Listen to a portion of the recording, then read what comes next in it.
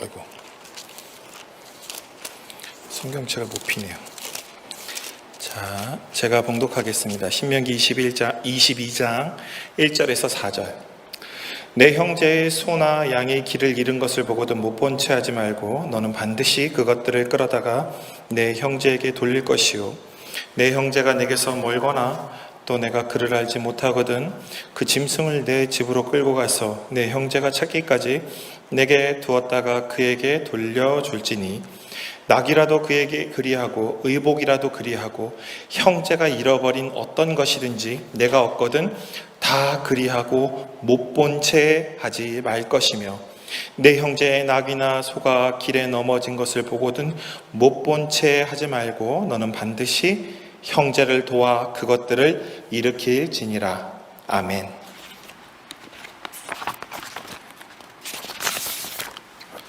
오늘은 못 본 채 하지 말 것이라는 제목으로 하나님 말씀 증거하겠습니다.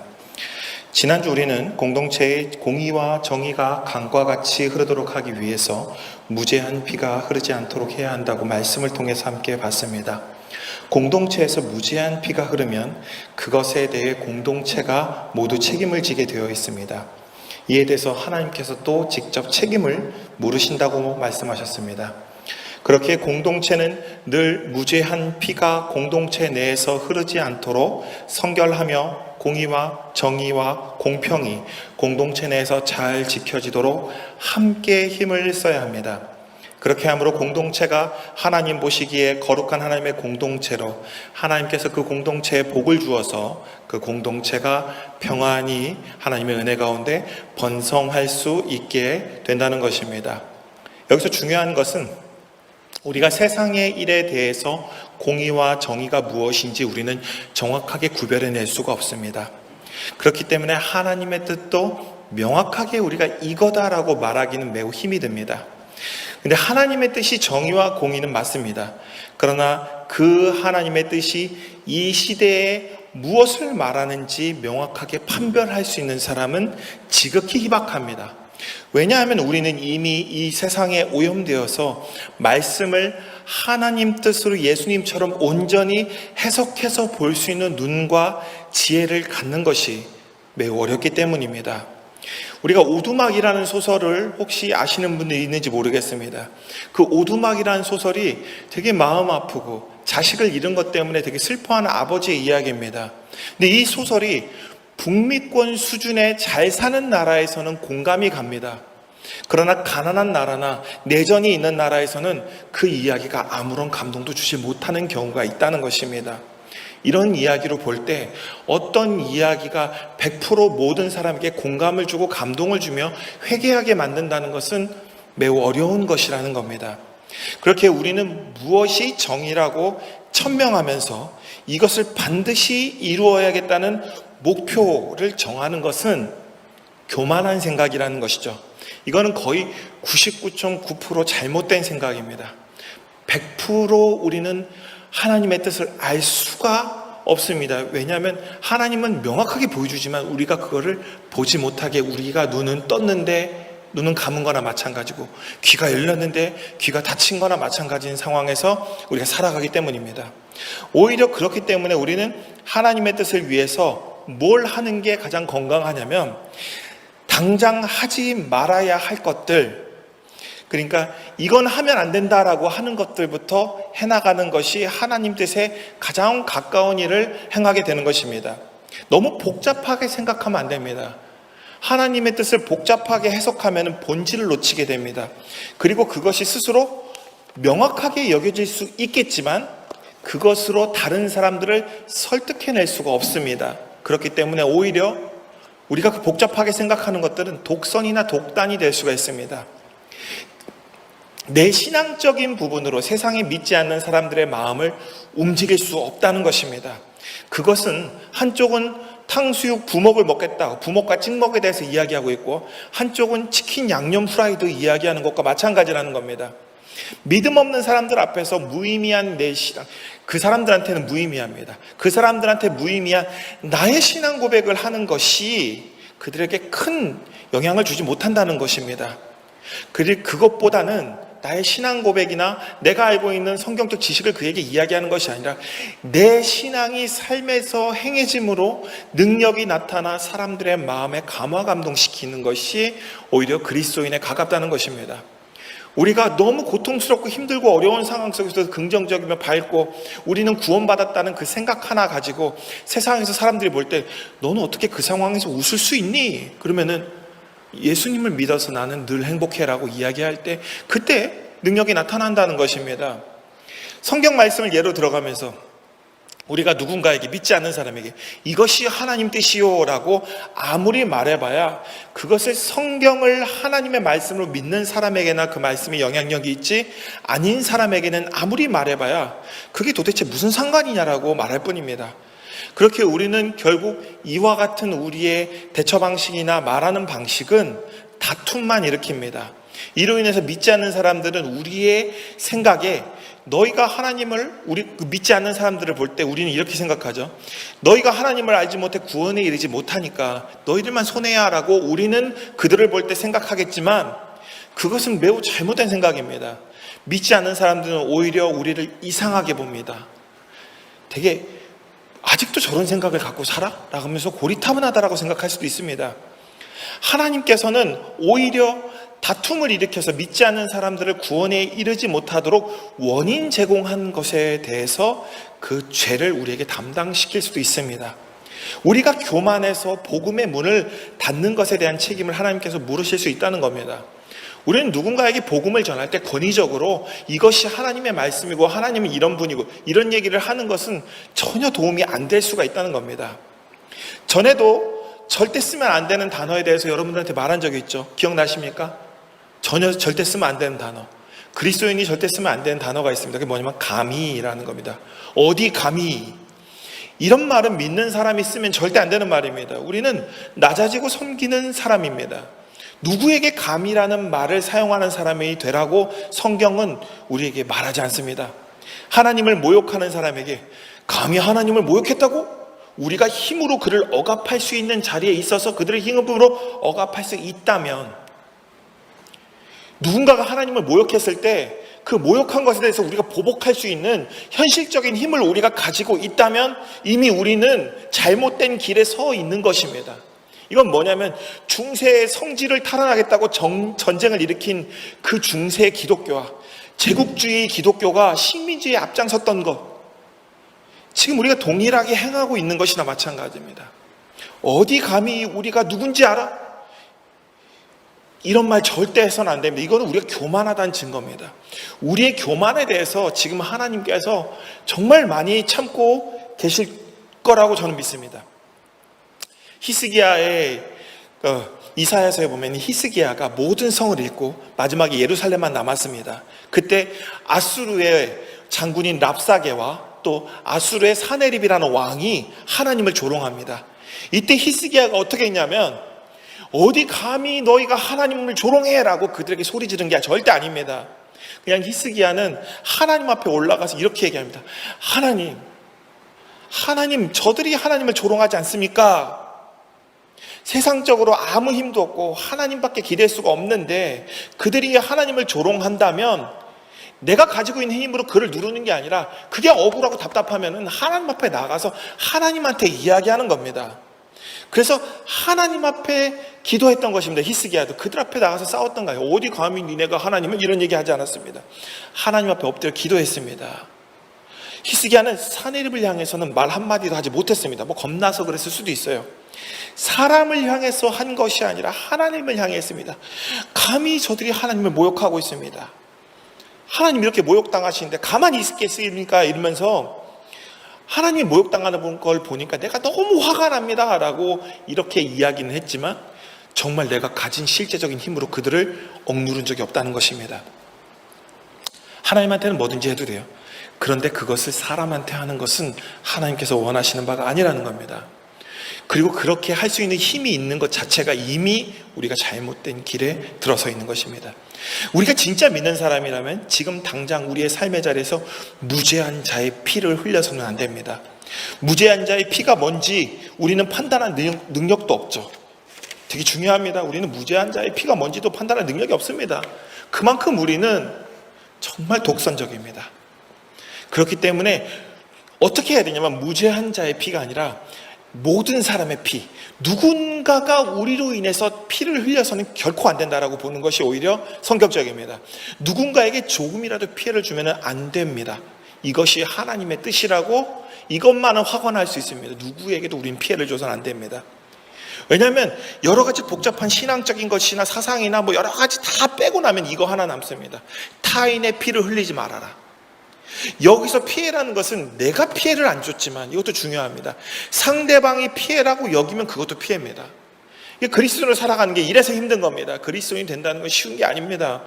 하나님의 자녀는 하나님 대우를 받는 것이 아니라 하나님처럼 형제와 자매 이웃을 사랑하는 자녀를 뜻하는 말입니다. 대우를 받으려고 하나님 자녀가 된 것이 아니라 남을 대접하기 위해서 하나님의 자녀가 되는 것입니다. 그렇기에 우리는 결코 무죄한 자의 피가 이 땅에 흐르게 하면 안 됩니다. 죄인들을 위해서 우리가 피를 흘릴지언정 누군가의 피가 흐르게 하는 것은 결코 우리가 조심해야 하는 것입니다. 우리가 중요하게 생각하는 것을 제대로 설명해서 이것이 복음이라고 모두를 설득할 자신이 없다면 우리는 여기서 웬만하면 져주는 것이 맞습니다. 복음은 우리의 것을 주장하면서 힘이 나오는 것이 아니라 우리를 낮추고 섬김에서 그 능력이 나옵니다.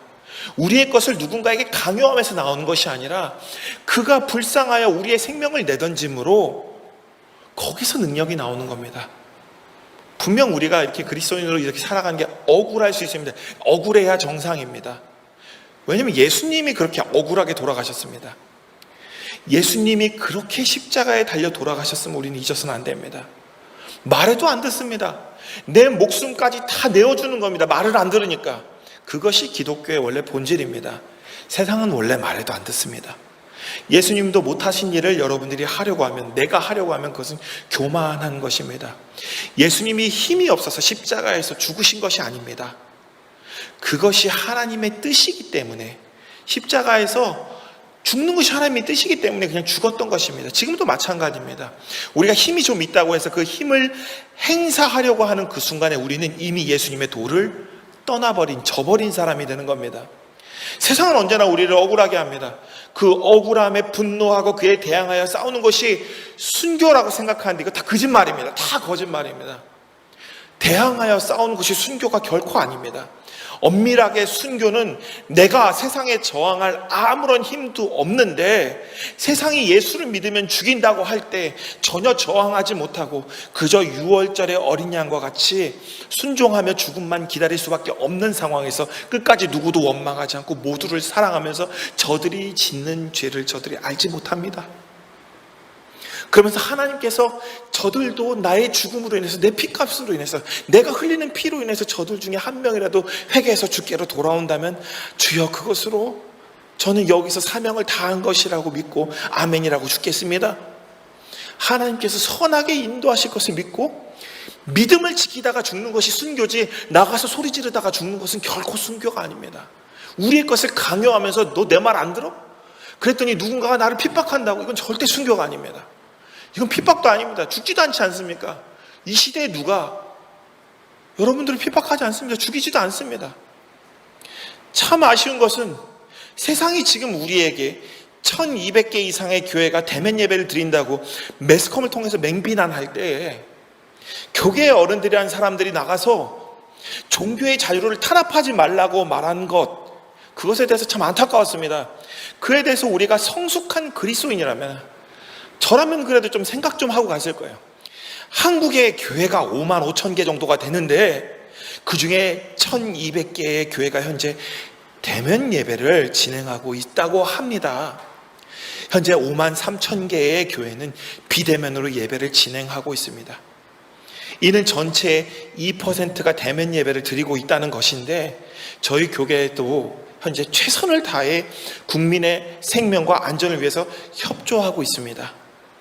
지금 1200개의 교회는 정말 많은데 앞으로 나머지 교회도 비대면으로 예배 드릴 수 있도록 계속 권면하겠습니다라고 말했으면은 지금 이렇게 돌맞지 않을 겁니다. 무슨 종교 탄압입니까? 그리고 말도 안 되는 소리입니다.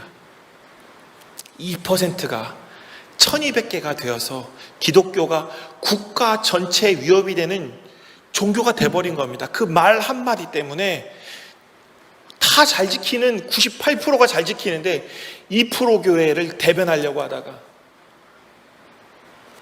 그냥 이것은 그들에게 넘어간다는 말도 아니죠. 그냥 지혜롭게 말 한마디 하면 끝날 문제였고 앞으로 그 1200개의 교회도 권면하면 되는 것이었습니다.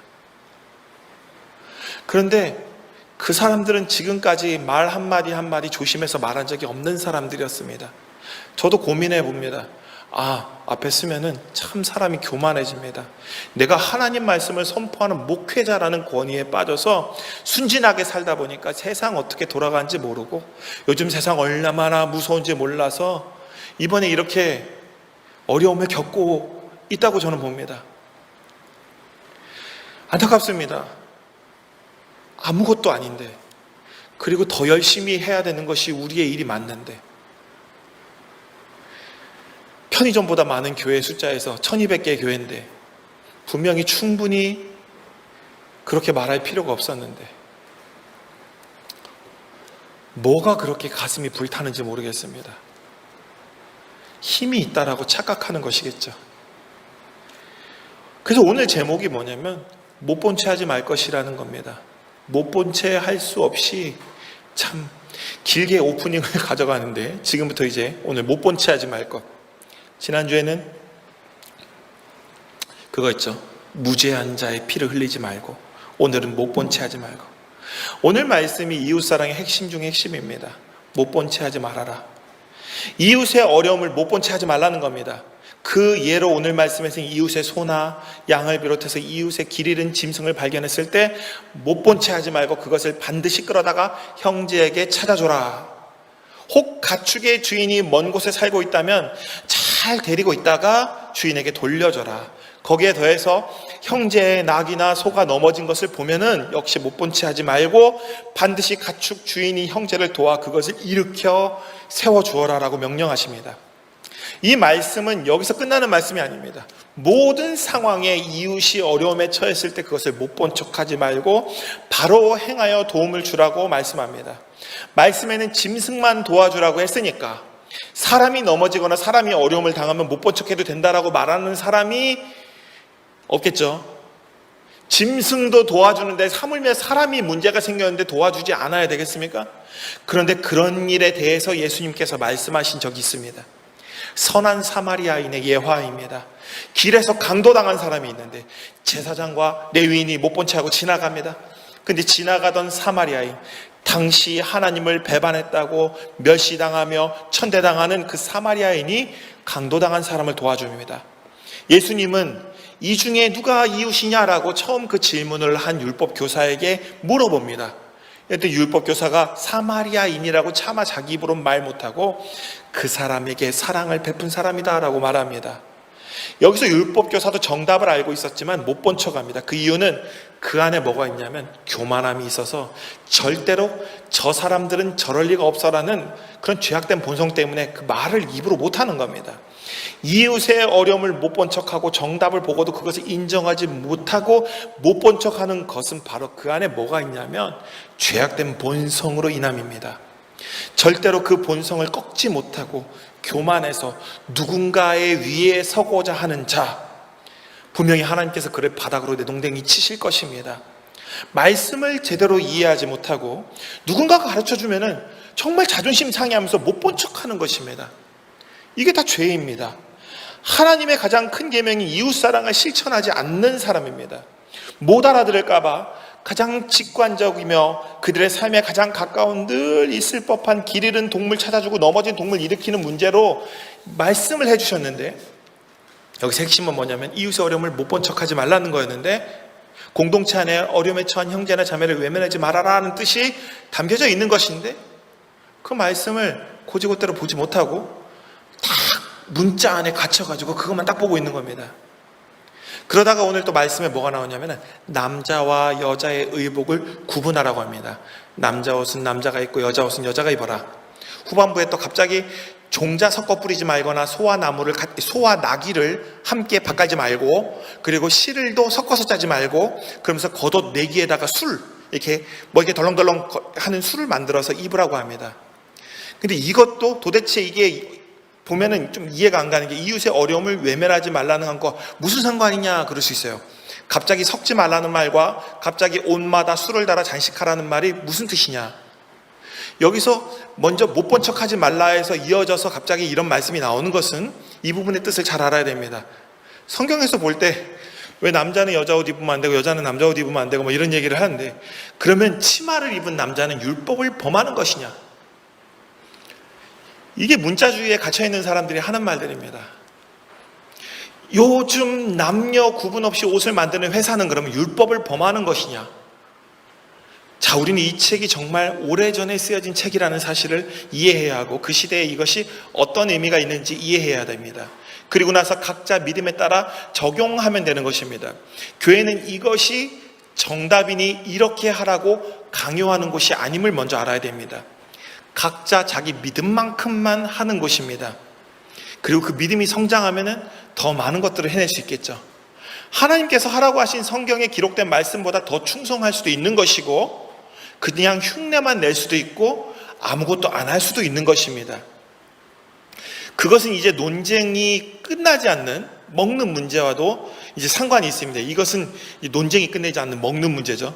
알코올 중독자가 예수님 만나서 갑자기 술을 끊고 그러지 않습니다. 이거 중요합니다. 집에서 남편이 부인을 때리다가 예수를 믿었다고 다음날부터 안 때리는 게 아니라는 겁니다. 괜히 어디서 특별한 체험, 예수 믿고 났더니 술이 갑자기 역해지거나 부인을 때리려고 하는데 갑자기 내 손이 확 멈췄다더라, 천사가 내 손을 잡는 그런 경험을 했다더라. 이거 다 거짓말입니다. 있을 수 있겠지만 100% 그런 일이 일어나지 않습니다. 이걸 일반화해서는 안 된다는 것입니다. 자기 믿음에 따라 믿음만큼 행하게 되어 있는 것이죠. 여기서 이와 같이 행하라고 하는 것은 당시 가나안 톡창 문화에서 이와 같은 행태가 있었습니다. 남자가 여자 옷을, 여자가 남자 옷을 입고, 그것을 가지고서 따라가지 말라는 의미가 포함되어 있었고, 이스라엘 사람들에게 뭐냐면은 믿음에는 중간이 없다라는 것을 가르치기 위해서 삶 속에서 섞어 짜지 말거나 남자가 여자 의복을 입고 여자가 남자 옷 입지 말고 남자는 남자의 머리 스타일을 하고 여자는 여자의 스타일을 이렇게 하라고 했던 것은 다른 게 아니라 섞이지 말라는 겁니다. 영적으로 섞이지 말라는 것을 훈련하기 위해서는 문화적 행동과 삶의 방식을 통해 그들 안에 섞지 말라는 것, 하나님과 세상을 섞지 말라는 것을 잠재적으로 심어주고자 해서 이런 교육을 한 겁니다. 핵심은 하나님과 다른 것을 섞지 말자인데, 못 본 채 하지 말라는 뜻의 본래 뜻을 망각하고 문자주의에 빠져서 문자 그대로 행하려고 하는 너의 생각까지도 섞지 말라는 겁니다. 무슨 말인지 이해가 가십니까? 문자주의에 빠져서 섞지 말라 그랬더니 뭐라고 하냐면, 문자주의에 빠져서 사람이 어려움에 처했는데 그날이 안식일이라고 그 사람이 병을 안 고치고 있는 겁니다. 안식일이라고 병 고치면 안 된대요. 안식일에는 어려움을 당하면 도와주는 게 아니래요. 근데 신기한 건 안식일에 짐승이 구덩이에 빠졌을 때는 꺼내줍니다. 이게 바로 잘못됐다라는 얘기를 하는 겁니다. 너의 생각을 섞은 겁니다. 그게 뭐냐면 여기까지만 해야지라고 내 생각을 섞어버린 겁니다. 문자적인 해석으로 뭘 했냐면은 이웃사랑에 대해서 무한 책임을 가지라고 했는데 책임의 한도를 세우려고 하는 것, 이것마저도 못 본 척한 것이라는 겁니다. 이웃사랑이라는 건 뭐냐면 무한 책임입니다. 무한 책임. 여기서 보면은 막 별별 얘기가 다, 뒤에 가면은 다른 얘기도 합니다. 건축할 때도, 건물 지을 때도 안전하게 지으라고 합니다. 말씀에서 여기까지 하라고 했으니 여기가 끝이야라고 하면서 절대 책임 회피하지 말라는 것, 못 본 척하지 말라는 것, 여기에 이런 것도 포함되어 있습니다. 삶에서 명확하게 구별하고 자신이 늘 하나님의 거룩한 백성이라는 걸 인식하도록 옷 끝에다가 술을 장식함으로, 이걸 맨날 보라는 겁니다. 옷에서 이 덜렁덜렁하는 이 술을 보면서 나는 하나님의 백성이야, 늘 보라는 겁니다. 그러면서 나는 거룩한 하나님의 백성, 그러니까 나는 거룩한 하나님의 백성으로, 이 책임은 뭐냐면 무한하다, 이 뜻을 가지고 있는 겁니다. 그래서 그것이 짐승을 잡아먹을 때, 여기서 재밌는 또 법이 나옵니다. 뭐냐면 새를 잡아먹을 때도 어미새와 새끼새와 알이 있는데 다 잡아가지 말라고 합니다. 생태계가 다 씨가 마를 때까지 배도 부르면서 무한히 잡아먹어서 나중에 먹을 것이 없도록 하지 말고 이웃을 위해서 네 먹을 만큼, 지금 배고프니까 배고픈 만큼만 딱 먹고 남겨두라는 겁니다. 되게 중요합니다.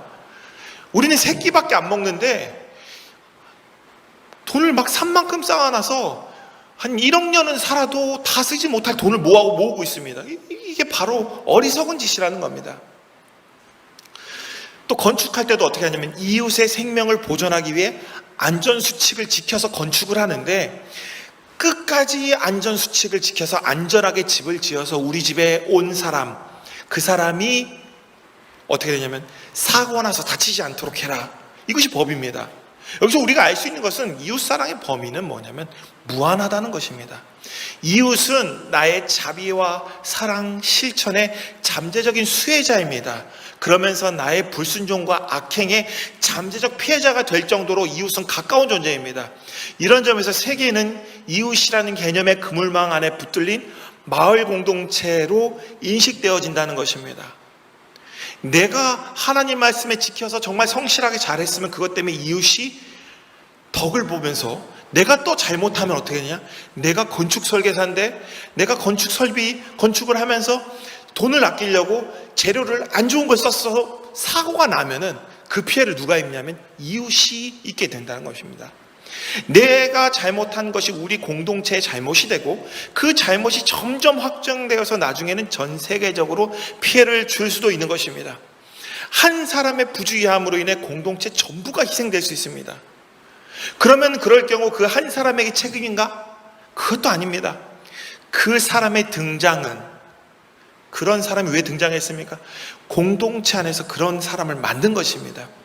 그 사람의 등장을 반기는 사람이 그 안에 있다는 것은 이미 공동체가 문제가 있음을 보여주는 증거입니다.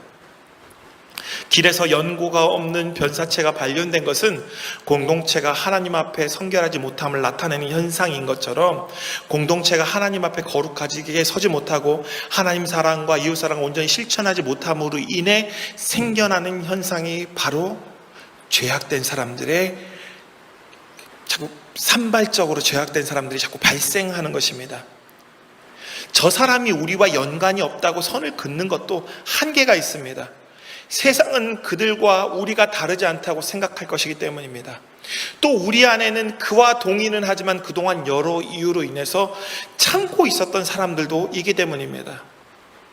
지금 일어난 모든 이 시대에 일어나는 기독교인들의 문제는, 중요한 것은 바로 내 옆에 있는 사람도 그렇게 똑같은 생각을 할 가능성이 있다는 것입니다.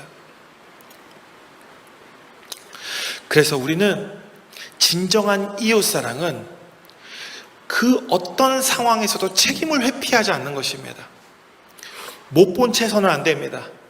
끝까지 책임을 지는 것입니다. 왜 우리를 탄압했냐라고 이야기하는 것이 아니라 마지막까지 우리가 도움이 될 수 있도록 최선을 다하겠습니다라고 말하는 겁니다. 그리고 실제적으로 삶에서, 현장에서 그 행동을 하는 것입니다. 성경 말씀에 길 잃은 이웃의 짐승을 데려다 주기가 멀어서 못 데려다 주면 자기 집에 데리고 있을 경우 짐승을 잃은 주인이 스스로 찾아올 때까지 기다리는 것이 아닙니다.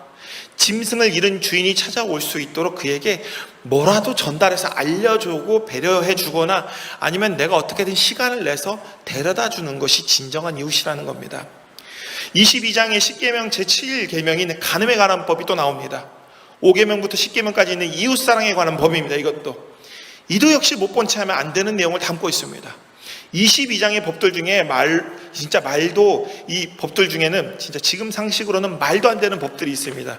특히 여성들이 보면 분노할 만한 법들이 정말 많습니다. 그러나 다시 한번 우리는 또 언급하지만 이건 오늘날의 이 시대에 그대로 적용하면 안 됩니다. 예수님께서 모세에게 이혼하려고 증서를 써주라고 한 법이 너희들에게 준 그 법의 이유는 그렇게 함으로 마음대로 이혼하라고 이혼하는 자유이혼권을 너희들에게 준 것이 아니라 너희들이 분명 제대로 된 사람이 아닐 테니까, 니네들은 죄인이니까 니네 마음대로 분명히 이혼할 것인데 그렇게 되면은 이혼당한 여인이 어떻게 살겠느냐, 그래서 이혼당하는 여인을 배려하기 위해서 살 길을 열어주려고 이혼 증서를 써줬다는 것입니다. 그 이혼당한 여인이 공동체에서 살아갈 수 있도록 배려하도록 준 법이 바로 이혼 증서를 써주라는 것이었습니다. 그런데 사람들은 그걸 어떻게 이용했냐면 마음에 안 드는 여자 버리는 이혼 자유 이용권으로 사용했던 것입니다. 그런데 이게 원래 어떤 의미를 가지고 있냐면 이혼 증서를 쓰는 순간 이 이혼의 책임은 바로 나에게 있다라고, 이 이혼의 죄는 내 탓이라고 시인하는 것입니다. 반성하라는 뜻의 의미가 있는데 그러지 않은 겁니다. 그래서 부끄러운 줄 알고 이혼 증서 쓰지 말라는 뜻으로 이 법을 준 겁니다. 근데 그런 의미도 모르고 이혼하기 위해서 증서를 써주는 법이 지네 마음대로 이혼 증서를 써도 되는 법이라고 이렇게 생각한 것입니다. 예수님께서는 니들이 그렇게 어길 것을 알고 하나님께서 거기까지 내다보고 주신 법이라고 준 겁니다. 율법은 최대한이 아니라 최소한 이 정도는 제발 지켜라.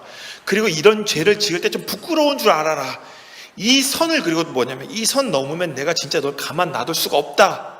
이런 하나님의 폭발 한계의 지점을 선으로 그어놓은 것이 바로 율법입니다. 예수님이라면, 제가 예수님이었다면 야 이 무슨 놈아, 최소한 네가 잘못했다는 정도는 시인 좀 해라, 이렇게 말했을 것인데 이러면 사람들이 싫어하겠죠. 예수님은 매우 멋있게 말합니다. 이혼 증서를 써주라고 한 이유는 너희들의 완악함 때문이다. 그래서 오늘 말씀 22장, 이제 22장까지 이어지는데 22장을 읽으면 말도 안 되는 소리가 많이 나옵니다. 그 중에 특히 강제로 길에서 폭행당한 여성을 그 강제로 범한 남성이 데리고 살아야 한다는 법, 이거 진짜 말도 안 된다고 생각됩니다. 그러나 여기에서 묻어나오는 고대적 사람들의 수준으로 볼 때 이 정도도 그들은 지킬 수 없었다는 것입니다. 이거 알아야 됩니다. 이 법은 지킬 수 있는 법이 아니라 고대인들은 이 법을 지킬 수가 없었어요. 왜냐하면 이게 되게 지키기 힘든 법입니다. 고대인들 관점에서는. 하나님은 지킬 만한 법을 준 것이 아니라 그 시대적 관점에서 그 시대 사람들이 지키기 어려운 수준까지 법을 주셨습니다. 그러면서 원래 뜻은 뭐냐면 실제로 더 하라고 법을 주신 것입니다. 여기서 딱 묻어나온 것은 이 당시 때 사람들의 생각을 알 수 있죠. 여성은 뭐냐면 사람으로 치지 않습니다. 재산으로 치고 있는 것을 알 수 있는 대목들이 나옵니다. 근데 그 속에서 하나님께서는 계속 뭐라고 얘기하냐면은 이 말씀을 통해서 이 무지하고 야만의 시대에 살아가는 인간들아, 여성도 너희와 똑같은 생명이다. 그래서 보면은 잘못했을 때 남자와 여자가 같이 죽이는 법이 있습니다. 이게 무슨 말이냐면은 남성과 여성의 생명값은 똑같다는 이야기를 계속 설명을 해주는데 이 인간들이 못 알아들으니까 이 정도로 설명을 하는 겁니다. 너희들은 그 여성을 이웃으로 생각하고 사랑하며 끝까지 책임져야 하며 결코 못 본 채 해서는 안 된다는 것을 이 말씀 안에 강조되고 있는 겁니다. 고대 사회에서 일부 다처제로 용인한 부분도 여기에 있습니다. 고대 사회는 전쟁과 수렵과 사냥, 채집 이런 걸로 인해서 남자들이 나가서 잘 죽었습니다. 여인들의 수가 더 많았어요. 남자들의 수가 적고. 그러다 보니 이 여인들은 공동체에서 보호받기 위해서는 일부 다처제가 등장할 수밖에 없었던 것입니다. 성경을 볼 때 지금 관점에서는 어떻게 이런 법이 다 있어라고 얘기하지만 고대적 관점에서는 고대인들은 어떻게 이런 법을 지켜라는 관점으로 봐야 한다는 것입니다. 그리고 그러한 관점에서 핵심적으로 우리가 뽑아내야 할 것은 뭐냐면 결코 못 본 채에서는 안 되고 끝까지 이웃은 책임져야 한다는 것입니다. 여기서 강제로 범한 사람이랑 어떻게 살겠냐는, 그 강제로 범한 인간에게 여인을 끝까지 책임지라고 하는 이와 같은 법을 준 겁니다. 어떻게 살겠습니까? 나를 범한 그 남자랑 어떻게 살겠습니까? 그런데 뭐라고 얘기했냐면 공동체한테 그 여자를 끝까지 책임지라고 이런 법을 준 겁니다. 그리고 그 남자 정신 차리게 두들겨 패라는 뜻도 같이 들어있습니다. 왜냐하면 그 당시에 남자가 너무 적기 때문에 그 인간 쓰레기 같은 것도 죽여버리면 더 이상 대를 이어갈 수 없기 때문에 어쩔 수 없는 상황이었다고 아무리 얘기해봐야 지금 시대로 감성으로 저도 이해 못합니다. 그래도 고대적 관점에서는 그렇게 되지 않았을 때 그 여인이 결국 겪게 되는 모든 문제들을 이렇게라도 공동체적으로 책임지라고 하나님이 어떻게든 떠밀었던 것입니다. 근데 그 당시 사람들이 이 정도도 못했던 거예요. 그게 그 당시 공동체의 한계였음을 우리는 보면서 오늘날 우리는 우리 공동체 한계까지 우리는 말씀을 확장시켜서 해석해야 됩니다. 오히려 뭐냐면 한계를 넘어서서 해도 분명 미래에 100년 후에 그 사람들이 우리를 볼 때 뭐라고 보겠습니까? 미개하다라고 합니다. 야만인이라고 합니다. 어떻게 저딴 생각으로 사람들을 저렇게 멸시할 수 있을까라면서 우리를 미개하다고 100년 후에 사람들이 볼 겁니다. 근데 미래 사람들이 봐도 그렇게 미개할 텐데 그렇게 안 보이도록 하는 것이 진짜 그리스도인입니다. 넘어서서 행해야 된다는 겁니다. 미래의 세대가 어떻게 우리를 평가할지를 보면서 우리는 하나님의 말씀을 100년 후의 사람도 이해할 정도로 그 끝까지 책임져야 된다는 겁니다. 예수님이 1000년이 지나도 예수님의 그 말씀이 그게 우리에게 설득력이 있는 게 예수님 뭐냐면 자기 목숨을 내어놓으면서 한계치에 한계치 끝까지 보여주면서 책임지셨기 때문입니다. 우리의 죄를 책임지셨기 때문에 그게 설득이 되는 겁니다. 그것을 우리가 지금 이 시대에 해야 한다는 것입니다. 우리는 한계를 넘어서까지 공동체의 이웃을 못 본 채서는 결코 안 된다는 겁니다. 이거는 여인들의 문제만이 아닙니다. 이 시대의 모든 약자들을 향해서 우리는 동일한 관점으로 봐야 합니다. 오늘 이웃사랑의 핵심, 못 본 채 하지 말 것에 대해서 우리는 살펴봤습니다. 이 말씀의 의미는 못 본 채 하지 말라는 말에서 끝나는 것이 아닙니다. 끝까지 책임지라는 말도 포함되어 있습니다. 목숨을 내어주면서까지 책임져야 됩니다. 이 선한 사마리아인이 길에서 강도당한 사람을 그저 여관에 실어다가 눕혀놓고만 간 것이 아닙니다. 치료를 부탁했습니다. 그리고 강도당한 사람이 회복할 때까지 필요한 모든 경비를 다 지불합니다. 이전에 제가 참 존경하는 목사님이 있었어요. 제가 정말 다시는 그 목사님이 이후에 있었던 일 때문에 목사를 존경하지 않기로 했는데 어쨌든 하여튼 그 양반의 교회에서 무슨 일이 있었냐면은 아침에 방송에서 환전 사기를 당한 몽골인 노동자가 있었습니다. 그 사기 당한 금액이 좀 컸어요. 근데 그 뉴스를 보고 그 교회에서 어떻게 했냐면 성도님들이 헌금을 만들어서 기금을 만들어 전달해서 그 몽골 노동자가 사기당한 돈을 다 채워줬습니다. 이게 바로 선한 사마리아인의 모습이라는 겁니다. 우리 공동체에서 누군가가 고통을 당하고 아프고 피해를 받는데 그걸 모른 척하는 게 아니라 우리가 모두 십시일반 도와서 그를 끝까지 책임주는 것이 우리 공동체에 와서 고통당하고 아프고 어려움을 당한, 그래서 정말 어렵게 사는 사람이 있다면 우리 공동체가 힘을 모아서 모른 척하는 것이 아니라 그가 다시 일어설 수 있도록 도와주는 것, 이것이 진정한 이웃사랑이라는 겁니다. 앞에서도 말했지만 98% 한국교회는 지금 선한 사마리아와 같은 일을 많이 행하고 있습니다. 묵묵히 말도 없이 이름도 없이 순종하며 따르며 이웃을 사랑하고 있습니다. 지난주인가 지지난주에 얘기했는데 코로나19 방역을 위해서 교회가 흩어졌습니다. 어떤 교회는 막 모이려고 힘쓰지만 그 교회는 성도들을 다 흩어버렸어요. 다 집으로 가십시오. 이 좁은 공간에서 예배를 드리면 방역에 방해가 되고 이웃사랑에 방해가 됩니다. 우리가 진짜 그리스도인이라면 삶에서 그리스도인으로 더 삶으로 깊이 나아가는 참 그리스도인으로 됩시다 하면서 목사님은 카페에서 방송하기로 하고 성도들은 다 흩고 건물도 없애버렸습니다. 그런 교회도 있습니다. 그러나 이웃사랑은 무한 책임이라고 얘기했습니다. 98%가 잘해도 2%가 못하면 아직 끝난 게 아닙니다.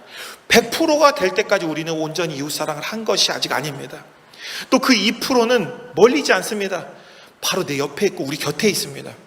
오늘 우리는 그 2%를 예수 그리스도의 사랑으로 사랑해서 그들 안에 진정 예수 그리스도의 사랑을 알게 해줘야 됩니다.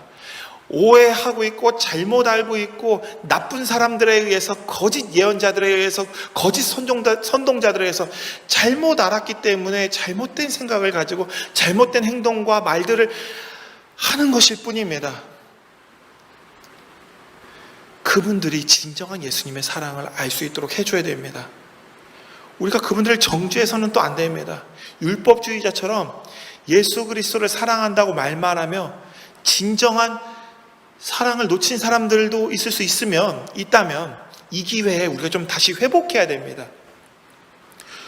밖에서는 우리를 욕할 수 있습니다. 그러나 누구도 누구를 비판하면서는 결코 사랑할 수 없습니다. 저 사람이 나랑 틀리다고 가서 당신은 틀렸습니다. 이건 이렇게 해야 돼요라고 아무리 비판한다고 해도 그것은 사랑이 아닙니다. 그렇게 해서는 그 사람을 바꿀 수 없습니다. 말로는 결코 사람을 설득하거나 그 사람을 변화시킬 수 없습니다. 진실한 행함을 통해서 예수 그리스도의 복음의 능력을 통해서 서로 함께 변화되어져 가는 것입니다. 오늘 우리에게 필요한 것은 예수 그리스도입니다. 오늘 우리에게 필요한 것은 바로 주님입니다. 한 주간도 성령 충만함으로 이웃의 어려움을 우리가 못 본 채 해서는 결코 안 됩니다. 그렇다고 오지랖 넓은 참견쟁이가 되어서도 안 됩니다. 조용히 묵묵히 우리 모두가 하나님의 뜻을 행함으로 우리에게 주어진 이웃사랑의 명령을 어디냐? 100% 다 달성할 때까지 감당함으로 이 땅이 거룩한 하나님 나라가 되어가며 또 하나님께서 주시는 복을 온 나라가 함께 누릴 수 있도록 우리가 그 앞에 서야 됩니다. 비판하면 사랑할 수가 없습니다. 저 사람이 틀렸다라고 말하면 그 사람하고 다시 싸울 수밖에 없습니다. 그 사람이 틀렸다라고 말해봐야 틀린지 모릅니다. 그것을 알게 해주는 분. 그리고 나도 100% 맞지 않습니다. 나도 100% 맞지 않습니다. 함께 맞춰서 하나님의 뜻을 이 시대에 같이 만들어서 100%를 넘겨야 됩니다. 이웃사랑을 하되 100까지 채우는 게 아니라 100을 넘겨야 됩니다. 그럴 때 이 땅에 하나님 나라가 임하게 되는 것입니다. 이 모든 은혜로운 사역에 가장 앞장서 나가는 우리 신흥 청년들이 되기를 또 기원합니다. 여러분들 이제 밖에 나가서 그리스도인이라고 이야기하기가 점점 어려워져 가는 시대가 또 될 것입니다. 어디 나가서 예수 믿는다고 말하기가 부끄럽고 10년 전에도 그랬는데 지금은 더 심각해져 가는 것 같습니다. 근데 사람이 틀렸고 복음은 틀린 적이 단 한 번도 없고요. 용기를 가지십시오. 98%의 우리 편이 있습니다. 98%의 아직 이 땅에 하나님의 뜻대로 살아가는 사람들이 있습니다. 2%입니다. 근데 우리의 목표는 뭐냐면 100%를 넘기는 것이죠. 그래서 여러분들이 너무 힘들어하지 않으셨으면 좋겠습니다. 진짜 그리스도인이 더 많습니다. 이럴 때 서로가 서로에 대해서 용기를 주었으면 좋겠습니다. 우리는 결코 틀린 길을 가지 않습니다. 사람이 틀린 길을 갔을 뿐이지 우리는 결코 지금까지 말씀 따라 살았다면 한 번도 잘못된 길에 선 적이 없습니다. 그리고 그것을 실제로 삶의 자리에서 사회적으로 지금까지 세상에 공헌하며 그리스도의 복음을 전해왔습니다. 그리고 사람들은 그것을 받아들였고 그들이 그리스도인이 되어져 갔고 지금 나도 여러분도 우리도 그리스도인이 되어서 그리스도인으로 살아가고 있습니다. 우리가 온전한 그리스도인 되기 위해서 더 힘쓰며 노력하며 남들이 비난하거나 손가락질할 때 좀 더 지혜롭고 그리고 겸손히 그 모든 것들을 수용하고 화내서는 절대 안 됩니다. 그들을 틀렸다고 비판해도 안 됩니다. 그래봐야 싸움밖에 안 됩니다. 복음의 문을 닫을 뿐입니다. 그들이 틀렸다는 것을 우리는 보여줄 수 있는 게 하나님 말씀대로 함으로 그 말씀을 통해서 나타나는 능력을 통해서 우리는 증명할 수 있습니다. 여러분들이 힘드시겠지만 말씀의 능력이 있고 여러분들은 증명해낼 수 있는 그런 잠재 능력들이 다 있는 귀한 그리스도인들입니다. 한 주간도 여러분의 삶의 자리에서 오로지 복음 잡고 복음 붙들고 마지막까지 우리를 위해서 피 흘려 돌아가신 예수 그리스도를 생각하면서 이 시대의 빛과 소금으로 그 역할을 잘 감당한 우리 청년들 다 되기를 간절히 기원합니다. 기도하겠습니다. 사랑과 은혜가 많으신 하나님, 우리가 이웃을 사랑하는 자 되게 하여 주옵소서. 선한 사마리아인과 같이 이웃을 향해 끝까지 책임지는 진정한 이웃사랑을 실천하는 그리스도인 되게 하여 주옵소서. 또한 내 곁에 있는 사람들의 연약함과 부족함에 대해서 그들을 비난하거나 비판하는 자가 되는 것이 아니라 혹시 그런 모습이 내 속에는 있지 않는지, 혹시 내가 그들을 입으로만 사랑한다고 했던 것은 아니지 나의 삶과 나의 신앙이 외식은 아니었는지 돌아보는 시간 갖게 하여 주시고, 우리의 사랑이 진정한 사랑으로 회복될 수 있는 이 시간 될 수 있도록 인도하여 주시옵소서. 한 명의 잘못이 공동체를 힘들게 하며 아간의 잘못으로 이스라엘이 전쟁에서 패배했던 것처럼 우리 한 명 한 명이 진정 책임감 있는 모습으로 살지 않는다면 그것이 우리에게 돌아오는 줄 압니다. 우리가 진정 책임감 있는 모습으로 살 수 있도록 주여 우리를 붙들어 주시고, 우리 안에 살아계신 하나님의 말씀을 그저 겨우 지키는 선이 아니라 그것을 넘어, 이 시대를 넘어 100년, 200년, 300년이 지나도 1000년이 지나도 예수님께서 보여주신 그 사랑을 모든 사람들이 납득할 정도로 우리가 사랑을 해내는 이 시대의 그리스도인 다 되어져 갈 수 있도록 인도하여 주시옵소서. 오늘 예수님께서 이 땅에 계시다면 예수님께서 행하셨을 일들을 행하기에 힘쓰는 이 시대에 참 그리스도인들 다 되는 우리 신흥의 청년들 될 수 있도록 인도하여 주시옵소서. 이제 우리 청년들 세상을 향해 나아갑니다. 세상에서 그리스도인으로 살아간다는 것의 책임이 더욱더 무겁게 느껴지는 요즘입니다. 우리 청년들 모두 담대하게 하여 주시고 이 시대에 참 그리스도인의 모습으로 이 땅의 빛과 소금의 역할 잘 감당하는 그리스도인 다 되게 하여 주옵소서. 주께서 우리 청년들 붙들어 주실 줄 믿사오며 우리 주 예수 그리스도의 이름으로 기도드립니다. 아멘. 다 같이 봉헌과 파송의 찬양 드리겠습니다.